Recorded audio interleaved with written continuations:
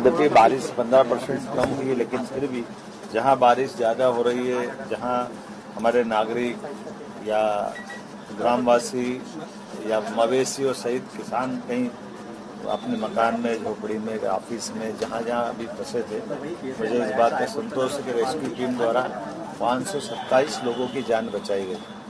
और कई कई तो जैसे कल खंडवा के अंदर एक साथ 7 लोगों को, से कावड़ियों को बचा करके उनको निकाला गया। अचानक बारिश और नदी का जलस्तर बढ़ने के कारण से कई बार खतरे की स्थिति बनती है।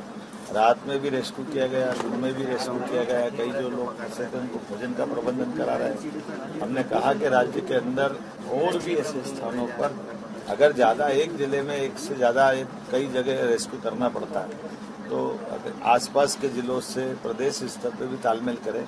आवश्यकता पड़े तो एयर एम्बुलेंस भी लगाएंगे, लेकिन हर हालत में जो हमारा दायित्व है कि हम अपने राज्य के अंदर ऐसी आपदा की घड़ी में सरकार जनता के साथ है। और खास कर से आपके माध्यम से अपील करना चाहूँगा कि जहाँ पानी भराता है, नदी के किनारे मकान है, कोई घर है, तो हम भी सावधानी रखें जो रहवासी है, ताकि ऐसी घटनाओं से बचा जा सके।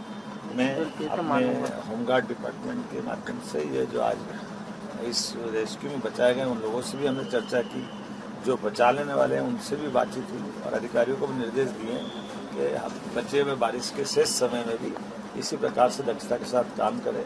और ये हमारी पुलिस का एक स्वर्णिम और गौरवशाली पक्ष भी है कि वो अधिकांश जगह अपनी सफलता के साथ इस रेस्क्यू काम को सफलता के साथ पूरा करते हैं। राजगढ़ में दुखद घटना ये बात सही है कि हमने कहा भी है, जैसे उदाहरण के लिए राजगढ़ की घटना को मुझे बताया गया तो 9 इंची ही पानी था, लेकिन ड्राइवर माना नहीं, और चौड़े पुल के बाद में भी थोड़ी पानी की साइड उसकी गाड़ी झुकी है। लेकिन फिर भी हमने कहा कि ऐसी घटना होती तो बहुत दुखद होती है। अपनी जान जोखिम में डालकर अगर पुलिया पे पानी है तो कृपा करके गाड़ी न चलाएं, और जिला प्रशासन ने भी कहा कि आप सारे प्रबंधन करें कि वो गाड़ी लेकर न जाए।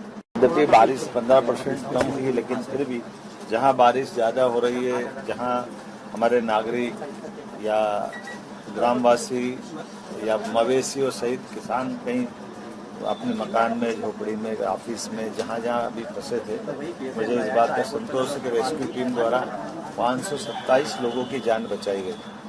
और कई कई तो जैसे कल खंडवा के अंदर एक साथ 7 लोगों को, से कावड़ियों को बचा करके उनको निकाला गया।